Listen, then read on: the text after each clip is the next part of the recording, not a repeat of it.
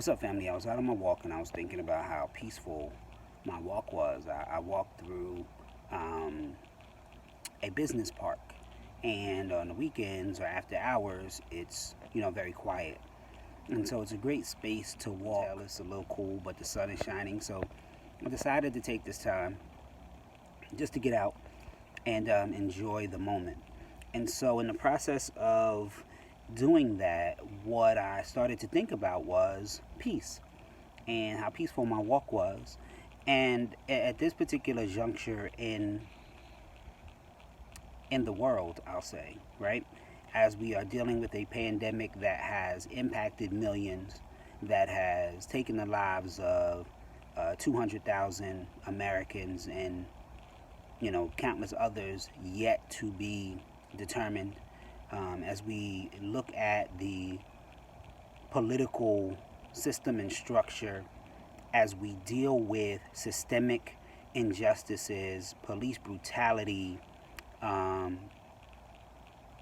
economic upheaval, it's very important as we think about this term peace to create and sustain and protect our peace.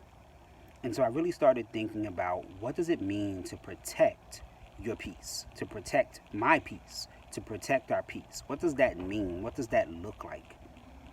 And as I was walking, I started to think about an acronym. I like to work in acronyms as a coach, as a facilitator, as an instructor. Even in the ministry work that I do, I find that acronyms are extremely useful and helpful means of giving us information, but allowing that information to stay with us long after that initial session or moment has passed. And so, for a few minutes, I just want to chat with y'all about protecting your peace. Protecting your peace. Did you know that in the Bible, the word peace appears a number of times? And depending on which version of the Bible you're looking at, that word is there anywhere from 260 up to like 429 times. The various versions and their translations, of course, impact the placement of that word.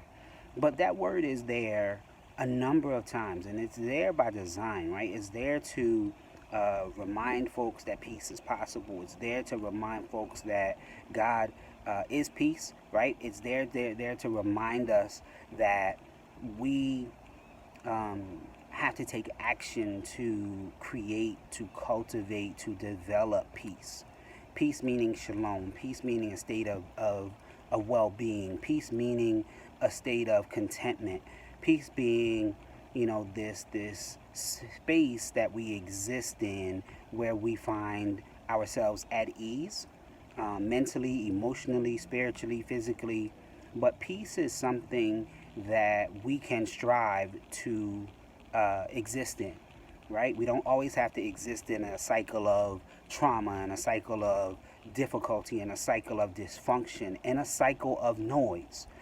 Most of us go through life experiencing various phases and stages of noise. We have the noise of our relationships. We have the noise of our work environment. We have the noise of our family situations. And then we have the noise of our own mental space, right? We have the voices that exist that talk to us about mistakes we've made in the past, decisions we've been engaged in, relationships that we have maybe faulted in or failed in or have been stressful or struggled. We have so many different voices and situations that create the noise in our life that sometimes we have to be purposeful and intentional about creating peace. And once you've created it, realizing and recognizing that we must do any and everything possible to protect our peace. P, position yourself. E, elevate expectations.